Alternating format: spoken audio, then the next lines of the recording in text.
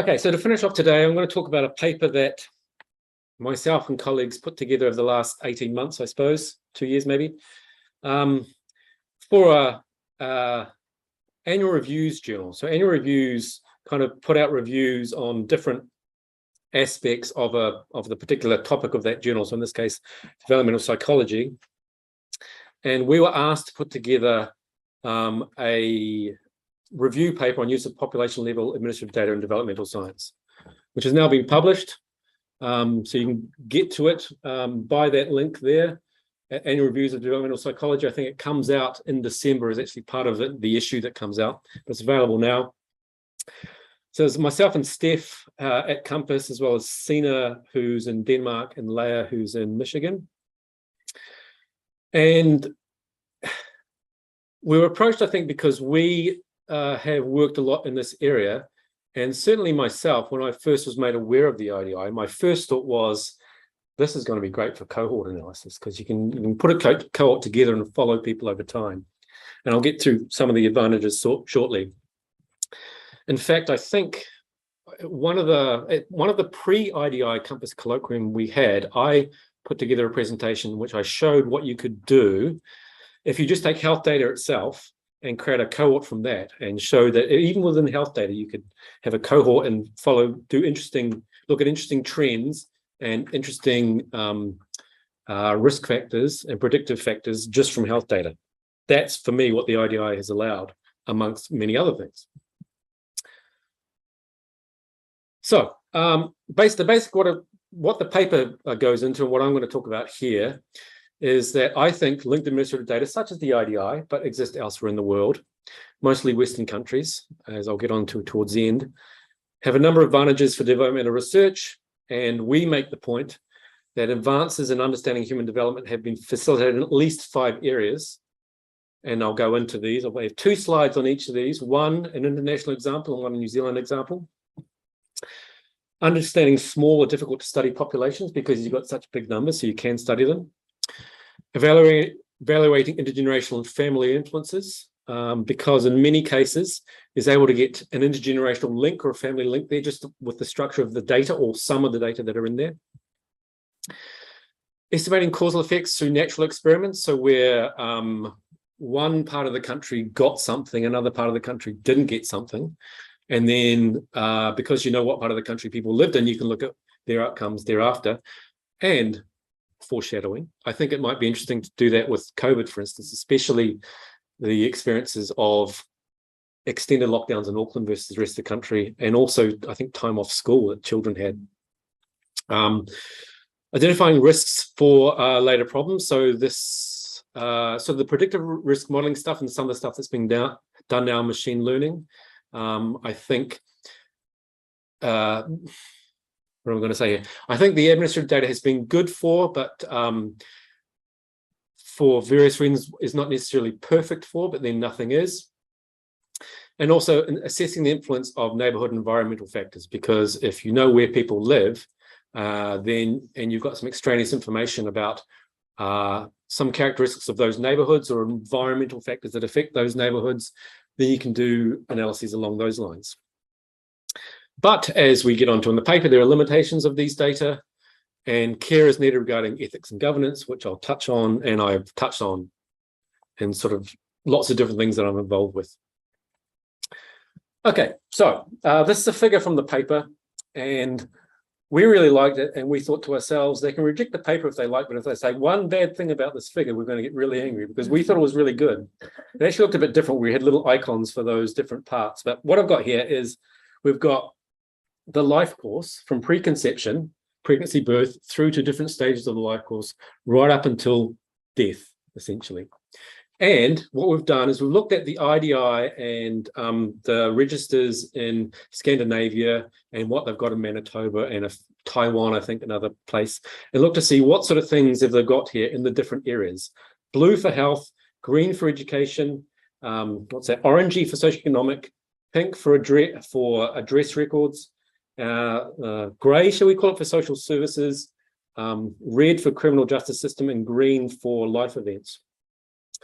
And you can see the different things that are available at different parts of life. So You have assisted reproductive treatment and preconception. We've got prenatal care and pregnancy. We've got perinatal factors at birth, and also know where people live. And then you've got well child visits, vaccinations, early childhood education, school suspensions and expulsions. Some of the things I've already talked about and the other things that we've analysed. Occupation, income and wealth, welfare benefits, criminal justice system interactions, retirement and mortality. And so what I've covered there is one of the advantages, I think, I'll go through 5, I think, advantages, is with linked administrative data, you've got data at all stages of the life course without having to try yourself to collect it. It's been collected by the state for various reasons and compiled together and made available for research. It's longitudinal by design. So let's look at pharmaceuticals. You can follow people's pharmaceutical use over time from birth all the way through to death. And it's got a timestamp. This is what service use data, one of the advantages, there are disadvantages. One of the advantages of service use data is it typically comes with a timestamp. There's a wide range of exposure and outcomes available because you're linking across sectors. So I've covered, what, 7 there. So as well as just health, as I said, I gave a presentation on it at the Compass Colloquium several years ago when I thought this would be great if we could do this. It's even better when you can link this other stuff in, from education, from social information, get the address records in there, have information about welfare and criminal justice, and then life events such as giving birth, being in relationships, retiring, that sort of thing. Intergenerational investigations are possible. So I made them, because they took it out, I made them put this link up here with the mother and father here. So we've got the birth, but if you know the mother and you know the father, which in New Zealand's case we do from the DIA records, and in New Zealand's case, there's an ID given to these people, we know all these things for these people as well. So you can look at intergenerational influences, and I'll go into shortly looking at grandparental influences, not just from parent to child. And also the other thing is, because we've got this ability of address records and know where they lived in the country when, you can link to various things about the environmental neighbourhood that pertain to that particular area, but may not pertain to other areas. So with those advantages, I'm going to go through how I think research into human development has been advanced in 5 different areas because we've got data like this. So small and difficult to study populations. Here's a study in Denmark. There's going to be a lot of Denmark and New Zealand here. A study in Denmark looking at early childhood adversities. This is based on the Rutter Child Adversity Index and risk of eating disorders in women. And what I've got to the right-hand side here is a list of all these childhood adversities that they may have experienced. And here's the numbers along the top. We've got a cohort of 500,000 and anorexia nervosa cases, 3,000, 0.6% of the population. Bulimia cases, 1,000, 0.2% of the population. Eating disorder not otherwise specified, 2,000, so 0.4% of the population. Something that if you tried to collect this information yourself on a general population sample, you wouldn't be able to do. Intriguingly enough, what it shows down here, and I think better over here, is that those with anorexia and bulimia have a no different profile in terms of the number of child adversities than the general population. It's about exactly the same, if not slightly less in anorexia, slightly higher in eating disorders not otherwise specified. But if you compared this to children who go on to get anxiety and children who go on to get depression, or OCD for that matter, completely different, which is interesting. And then there's this one from New Zealand. This is one of the, this was highlighted on the Statutes and website. I think maybe it still is, I'm not sure. Where what they did, so this is a group out of University of Otago, Wellington, I think, led by Barry, and I think it was Tim Foster, who was a student at the time who did this stuff. They looked at children who were born very early, say 23 to 24 weeks gestation. And you can see here, again, they've got a cohort of 600,000. That's the number that were born that early. So very difficult to study this group and find all the rest of the things about them if you do it any other way. And they look at survival and various other things. And what they showed, amongst other things, so that's the abstract to the right, is most children born early were able to be resuscitated, and 2/3 survived to age 10. So this is very, very early gestational age, but 2/3 of them survived. Most are able to participate and perform well at school, but there was a gradient of school achievement right across gestational age from very early up to term. Okay, intergenerational and family influences. Now, this is an interesting one. What they're looking at is the extent to which having an old grandparent and parent, they've already done the work on the parents, raises your risk for autism, for which there's a bit of literature. When I was at the Institute of Psychiatry at London, where Lisa was also at, I don't know if you remember him, but R.B. Reichenberg was there, Lisa, who's the third author here. He first did this work, finding this association between parental age, which they propose is to do something with older mitochondria and telomeres wearing, and that's a sort of a genetic explanation. He did this work originally, I think, with the Israeli army data set, and looked at ages of parents, I think it was at the time, and then whether or not the conscripts to the army had schizophrenia. Here, using data set, I can't quite remember what they used actually, but what they show is a big effect, seeing these odds ratios up here, of having a maternal grandfather and paternal grandfather and risk of autism. They show the same with schizophrenia in another paper, but only on the maternal side, suggesting it might be X-linked. Again, they're able to do this because you've got administrative data there where they're able to do the link from the child, if you like, to the parent, and then from the parent to the grandparent, and look at their age and do analyses like this, all with big numbers. And then something we did as part of Better Start was association of prenatal and childhood antibiotic exposure with obesity at age 4 years. So that's using the before school check. And looking at pharmaceutical records for whether the mother, so that's in the generational link, had taken antibiotics during the pregnancy, and whether the child had taken them in the first 2 years of life. And what we showed there is, if you look at it naively, and also if you control for things, you see this sort of dose-response relationship between level of obesity and, number of antibiotics dispensed and level of obesity, whether you looked at during pregnancy or at different stages of the first 2 years of the child's life. But what we're able to do here is compare siblings within the same family, and twins within the same family for that matter, to say, okay, if we've got a situation where there's two siblings in the same family, and one sibling, they had the antibiotics in pregnancy or in their first 2 years of life, and the other sibling they did not, do you see any differences in obesity? And the answer is, down the bottom here, that you don't.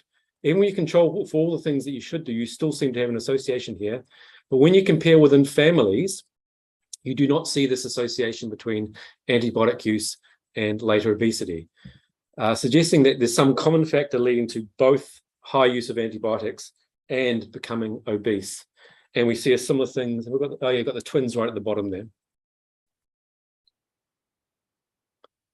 Okay, causal effects through natural experiments. This is one using Denmark again. So what we got here is a map of Denmark, and colored in is when they had the they were funded preschools started opening in these particular areas. And as a function of that, they look to see the associations between preschool involvement and later health and educational outcomes by comparing across different regions of the country, some of which had preschools introduced earlier than others.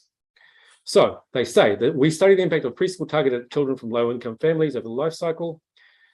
Using Danish data and the timing of program implementation across the period 1933 to 60, we find lasting benefits of access to preschool on adult educational attainment, earnings, and survival beyond age 65. So you live longer and you have better adult attainment and earnings if you go through a preschool program here, which they showed by this causal analysis. And then one here from Rima Vaithanathan, she's still at AUT, she's at the University of Singapore and other places at the moment.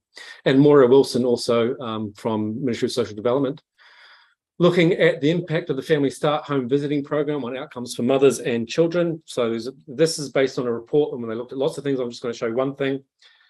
But the basic idea here is we've got this Family Start program. They did it a couple of ways, actually. They compared when this Family Start program was implemented at different parts of the country, which is what I'm going to show.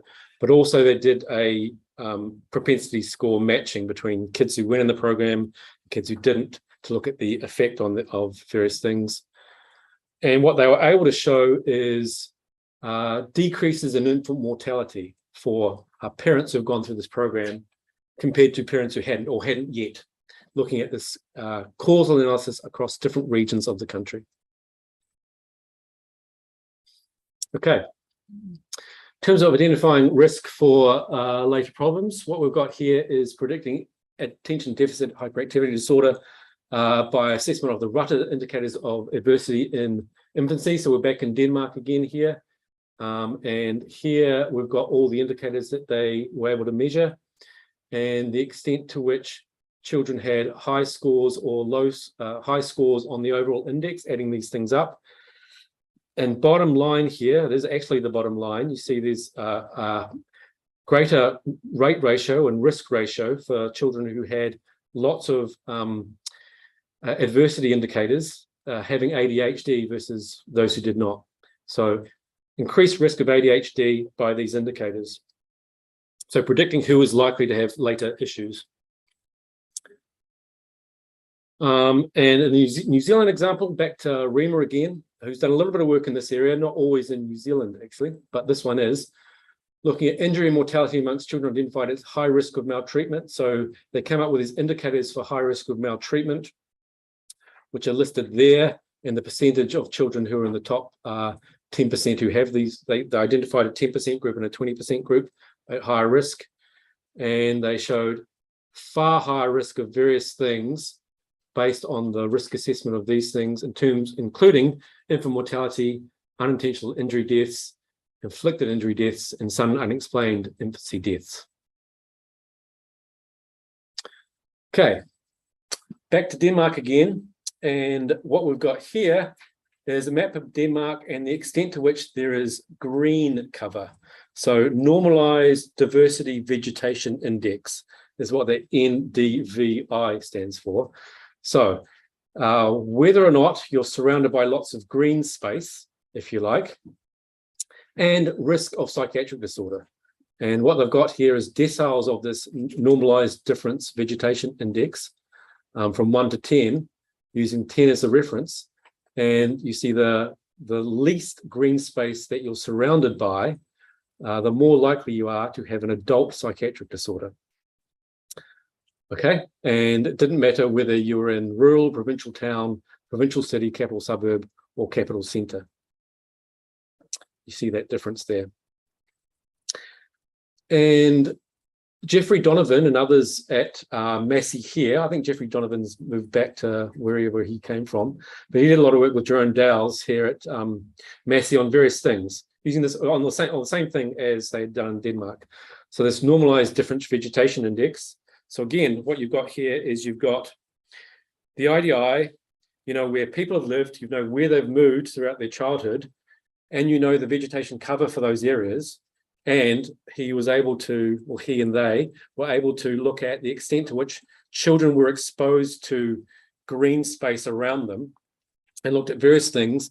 This one, ADHD. They also looked at asthma. They also looked at recovery from knee surgery, I think, and one other thing. Anyway, key thing down here is that didn't matter actually the greenness that you were surrounded by before the age of 2, but between the age of 2 and 18, you can see a protective effect of being surrounded by lots of green space on attention deficit hyperactivity disorder as defined by medications used.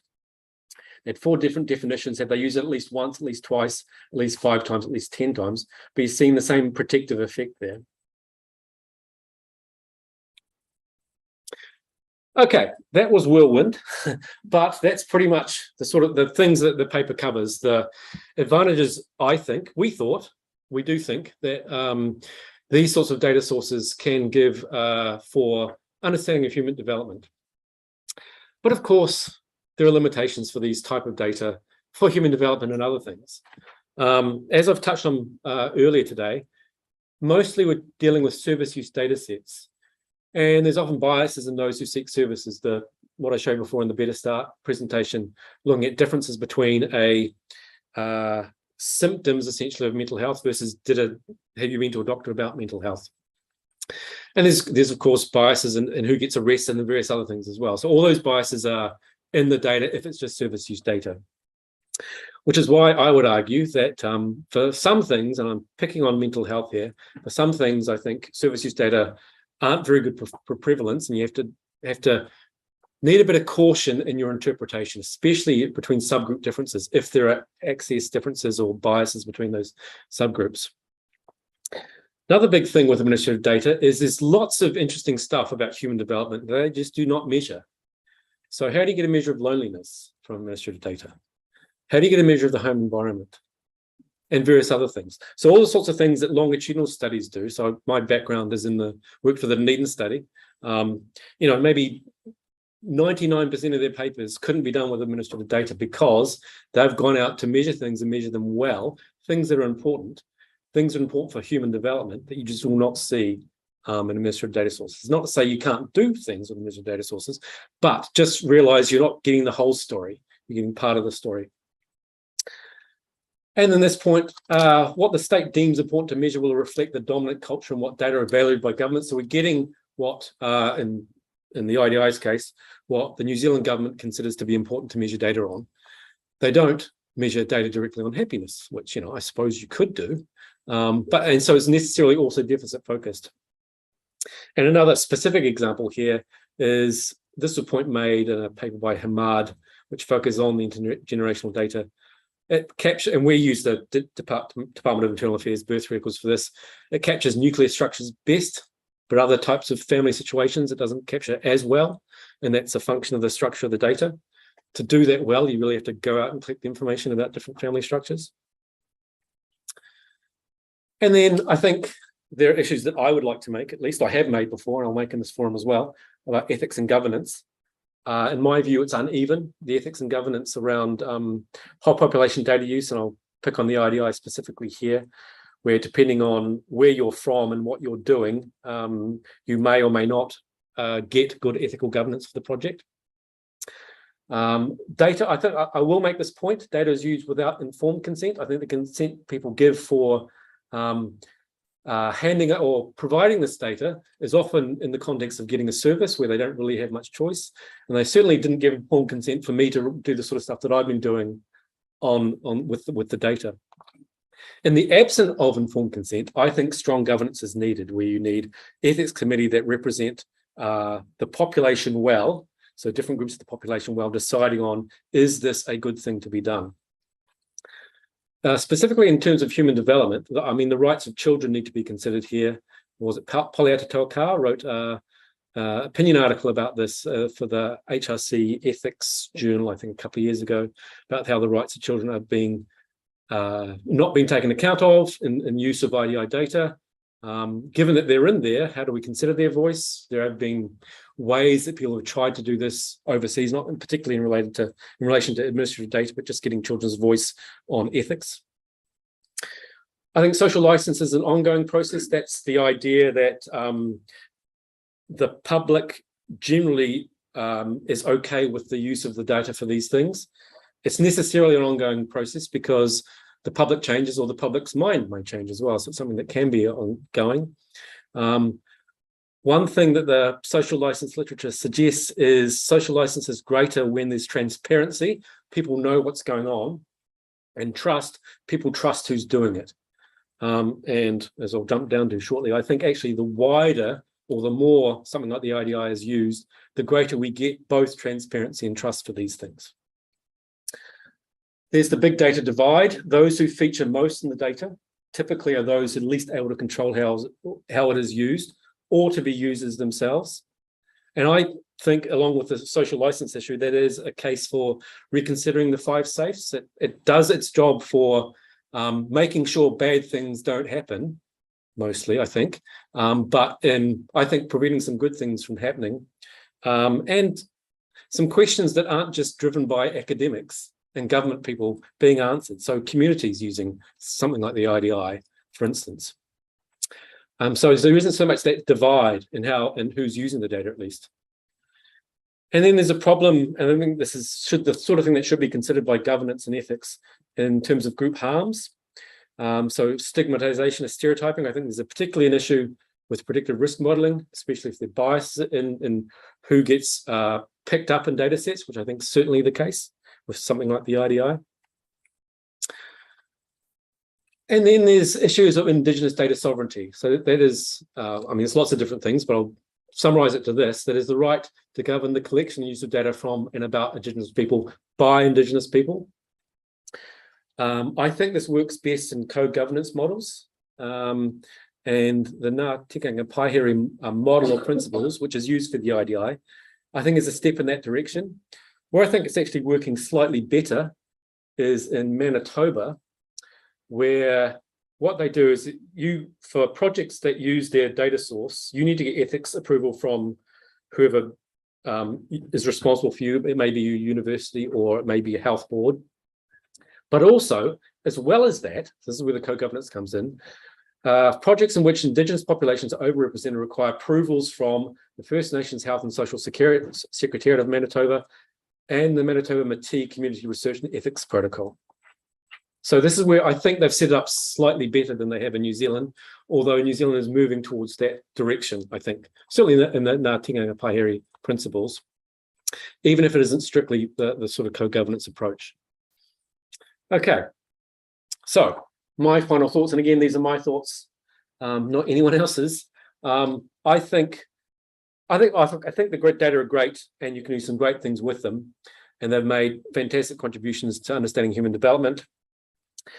They're almost exclusively in Western societies. It's a point that we made in the paper that future directions in this area may be getting into other areas, and there is a paper out about use of administrative data in Africa. So I'll be interested to see where that goes. And there's other Western countries that are trying to get acts together. I think they're moving in the UK, for instance. And this is just harping on a bit about the point I made before, that even within Western societies, access to data and research questions asked of it are determined by a privileged few, the likes of me, some of you guys out there. And in my view, broadening access to communities would do three things. I think, and I'm happy for this to go both ways. So opening it up so that people say, we don't like it, and let's close it up again. I think that's the most honest way to do things.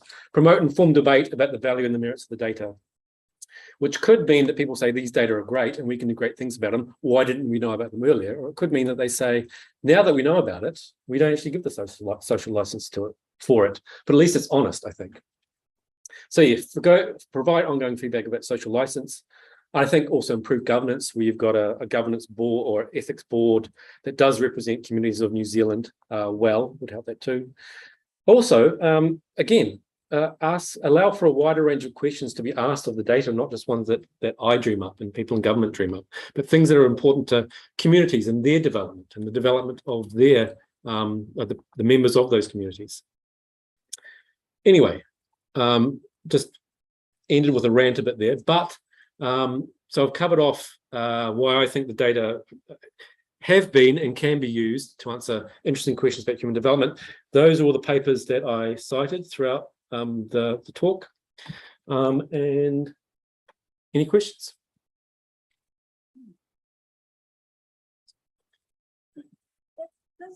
Is there funding available for community groups to design an IDI project and pay a researcher who already has access to things? Like there's CRF fund that MSD does for growing up data. You can, if you're an organisation, you can get some funding to get external access to the data.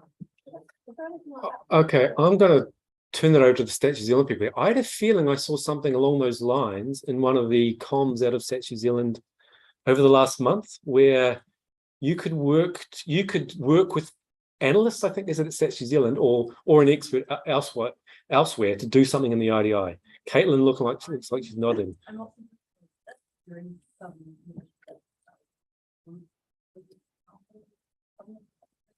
Is it actually funding as well? I think it's more connecting people with.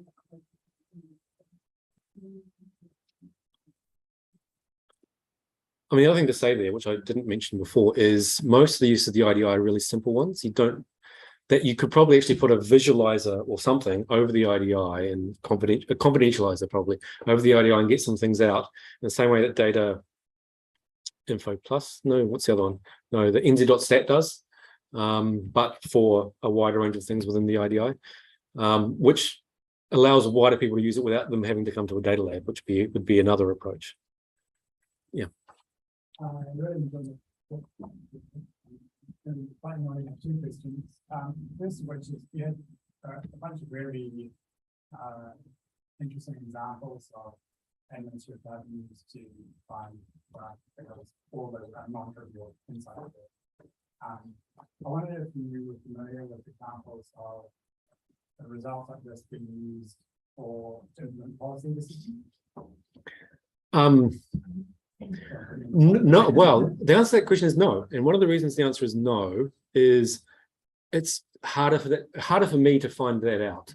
I can look and do literature searching and find that sort of thing. Is there an easy database to see where the IDI has been used for policy questions? Someone's nodding. Just to answer that.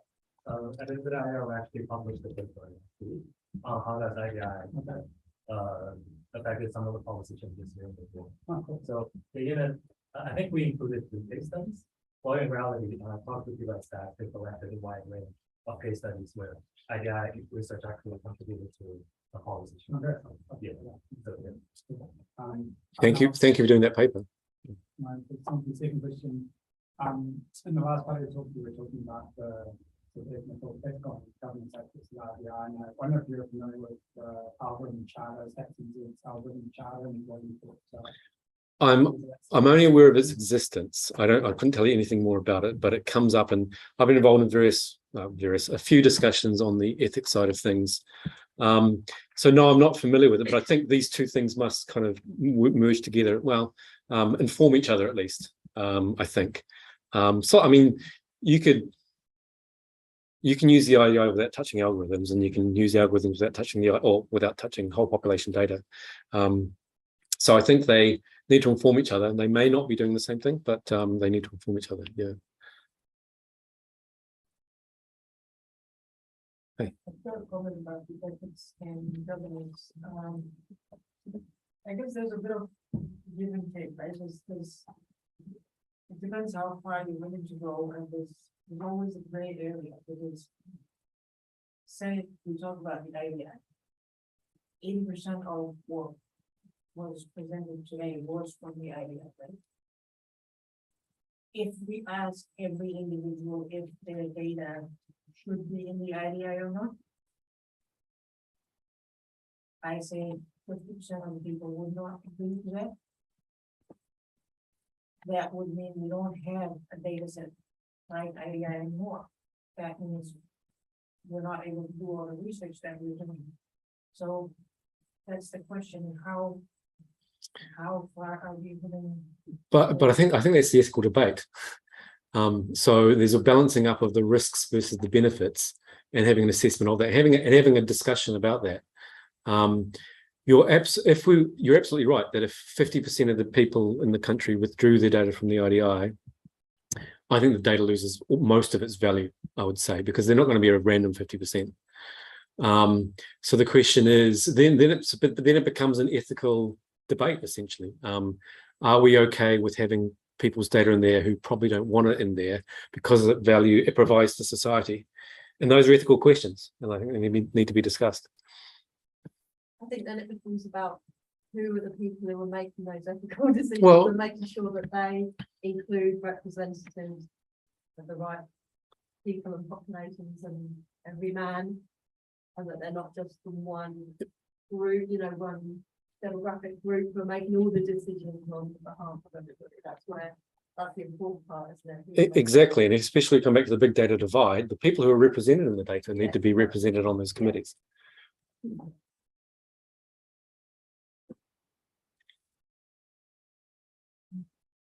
Oh yes, chat questions? Yeah, someone provided a link, guide to integrated data research through the group project pathway. Is that what you're talking about? Okay, fantastic, thank you.